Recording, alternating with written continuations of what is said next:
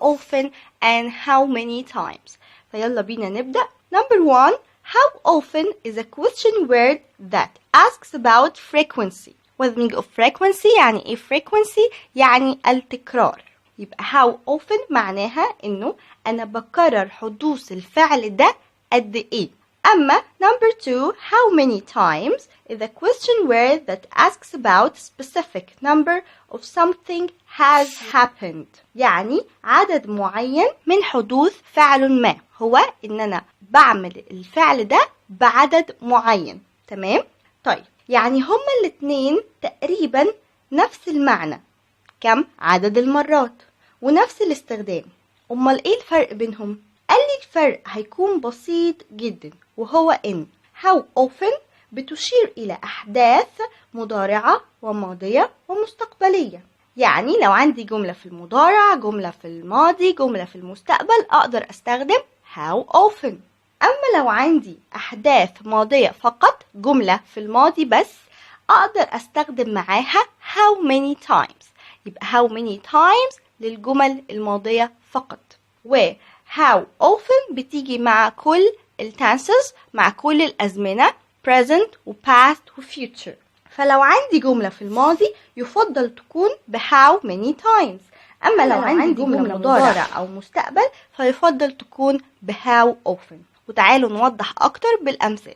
So if I have an answer like this، لو أنا عندي إجابة زي دي: I go to the cinema every weekend. I go to the cinema every weekend. أنا بذهب للسينما كل عطلة أسبوع أو كل نهاية أسبوع. وحطيت لي underline تحت كلمة every weekend، يعني عايزني أسأل على أنت بتروح السينما قد إيه، أو كم عدد المرات اللي أنت بتروح فيها السينما. فاتفقنا ان احنا بنكنسل ال underlined word، الكلمة اللي بيكون تحتيها خط، وبحط مكانها ال suitable question word، أداة الاستفهام المناسبة، واللي هنا هتكون يا إما how often يا إما how many times.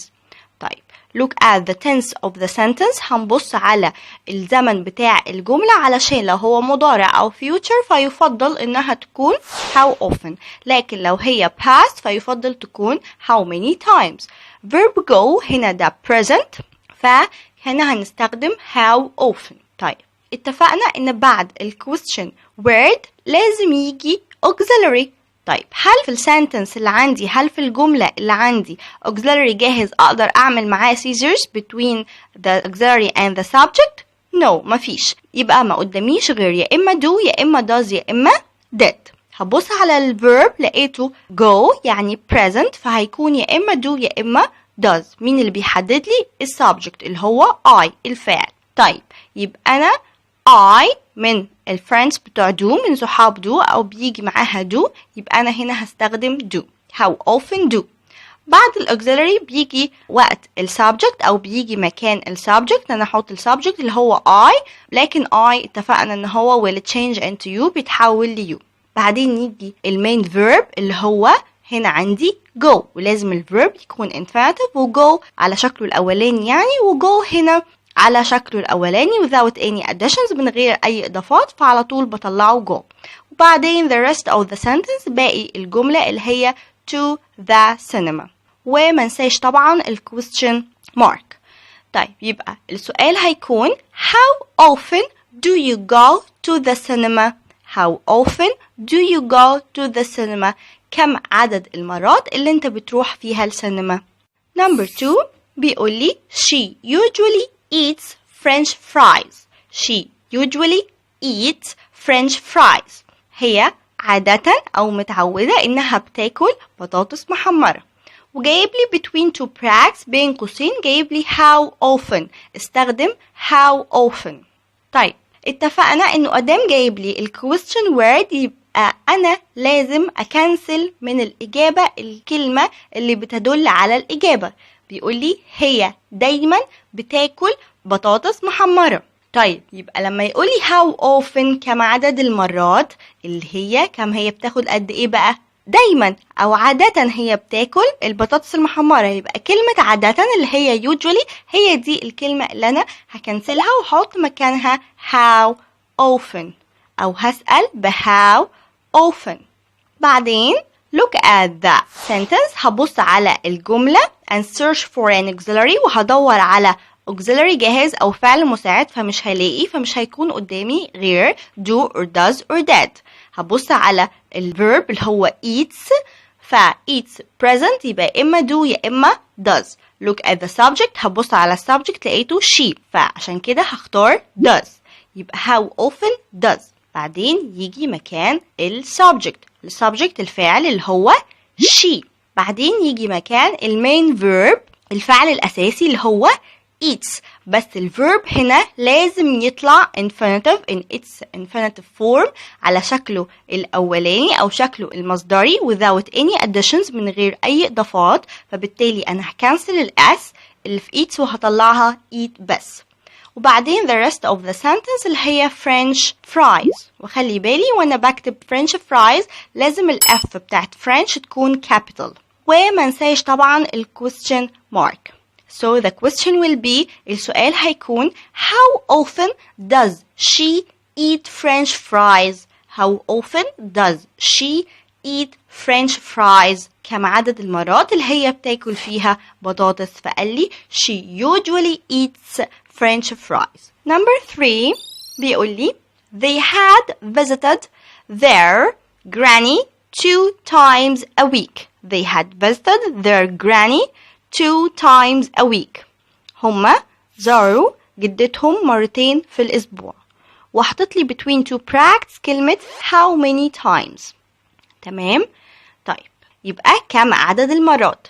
أدام حطت لي ال question word يبقى أنا هكنسل الإجابة من الإجابة، هكنسل الكلمة اللي بتدل على الإجابة اللي موجودة في الجملة اللي هي 2 times a week، مرتين في الأسبوع، وهحط مكانها أو ask with how many times، أو هسأل بي how many times، كم عدد المرات.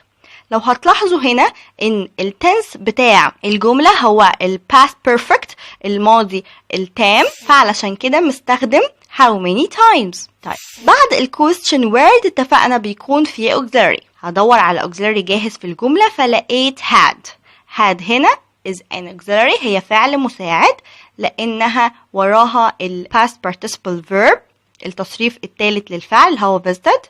فهطلع أو هعمل scissors between had and the subject، فهاد اللي هتطلع الأول وبعدين they، يبقى أنا جبت ال auxiliary وكمان جبت ال subject. بعدين يجي المين verb اللي هو visited، وبعدين the rest of the question اللي هي their granny. So the question will be how many times had they visited their granny? How many times had they visited their granny? كم عدد المرات اللي هم زاروا فيها جدتهم؟ فقال لي they had visited their granny 2 times a week. هم زاروا جدتهم مرتين في الأسبوع. Number 4 بيقول لي my phone rang 20 times last night. My phone rang 20 times last night. تليفوني رن 20 مرة امبارح، وحطيت لي underline تحت كلمة 20 times 20 مرة. يبقى هنا عايزني أسأل عن كم عدد المرات. هبص على الverb فلقيته rang the past form of the verb ring ده التصريف الماضي أو التصريف التاني للفعل بتاع الverb ring اللي هو يرن. ring R-I-N-G ring ده كده ال present أو ال infinitive form، والpast بتاعه rang. أوكي طيب يبقى أنا هنا في ال past يبقى على طول وأنا مغمضة هسأل ب how many times. هكنسل طبعا 20 times وهسأل ب how many times. طيب بعدين أدور على auxiliary، ما لقيتش طبعا، ما قداميش غير do أو does أو did. الverb هنا rang يعني في past يبقى أنا هستخدم did، الauxiliary did على طول. بعدين the subject الفاعل اللي هو my phone أو الحاجة اللي أنا بسأل عليها my phone، بس my will change into your. اتفقنا إن my بتتحول ل your phone. وبعدين المين verb الفعل الأساسي، ولازم يكون في الانفينيتيف فورم في الفعل المصدري أو الشكل المصدري اللي ونرجعه بقى لأصله rang هيبقى ring. وبعدين the rest of the sentence باقي الجملة اللي هي last night والquestion mark. So the question will be, السؤال هيكون how many times did your phone ring last night? How many times did your phone ring last night? كم عدد المرات اللي تليفونك رن فيها امبارح؟ The last question, آخر سؤال معانا بيقول لي منى will go to the big supermarket once a month. منى will go to the big supermarket once a month. منى هتروح للسوبر ماركت الكبير مرة في الشهر. طيب وحطيت لي underline تحت كلمة once a month يعني مرة في الشهر. يبقى هو هنا بيسأل قد ايه كم عدد المرات اللي منى هتروح فيها السوبر ماركت الكبير ده. فهكنسل الكلمة اللي تحتيها underline الكلمة اللي تحتيها خط وهسأل بيه يا إما how often يا إما how many times. هبص على التنس بتاع السنتنس بتاع الجملة well يعني future سوف مستقبل. يبقى أنا هستخدم من الأفضل إني استخدم how many times ولا إني استخدم how often؟ طبعا إني استخدم how often. تمام. بعدين هدور على auxiliary أعمل معاه scissors فلقيت well سهل جدا. يبقى أنا هطلع الauxiliary well الأول بعدين السبجكت اللي هي منى. ونخلي بالنا إن منى is a proper noun اسم علم اللي هي must start with a capital letter لازم تبتدي بحرف capital. يبقى how often will منى بعدين المين verb اللي هو go and the rest of the sentence باقي الجملة اللي هي to the big supermarket. So the question will be how often will منى go to the big supermarket? كم عدد المرات اللي منى هتروح فيها السوبر ماركت الكبير؟ فقال لي منى will go to the big supermarket once a month. هتروح مرة في الشهر. هتروح مرة في الشهر. وطبعا احنا بنكون عندنا flexibility او مرونة اكتر في ان انا استخدم how often and how many times. يعني مش هيغير حاجة في المعنى لو انا استخدمت how often او how many times بس احنا بنتكلم على الادق. يعني من الافضل ان احنا لما يكون التنس بتاع الجملة في الباست ان انا استخدم how many times لان انا قلت في تعريفه انه بيسأل على عدد معين من المرات has happened يعني حصل خلاص. فمن الافضل ان احنا في الباست نستخدم how many times. فطب لو استخدمنا how often هيبقى كده غلط؟ لا مش غلط بس من الافضل يعني. ونفس الكلام على how often لما بتكون present او future من الافضل ان احنا نستخدم how often. وبعد ما خلصنا الشرح بتاعنا جه ميعاد الكواز. الكواز هنا بيكون عبارة عن ان احنا make a question or ask ان احنا بنعمل السؤال او احنا اللي بنسأل السؤال. فالإجابة اللي عندي بتكون number 1 I used to go to the theater 2 times a year. I used to go to the theater 2 times a year. أنا كنت متعود used to هنا معناها معتاد أنا كنت متعود أو معتاد على الذهاب للثياتر. theater اللي هو المسرح 2 times a year مرتين في السنة. وحطيت لي underline تحت كلمة 2 times a year. Number 2 بيقول لي my father always tells me not to play football in our flat. بابايا دايما بيقول لي أو بيخبرني إني ملعبش كورة في الشقة بتاعتنا. وحطيت لي هنا underline تحت كلمة always وعايزني أنا اللي أعمل السؤال.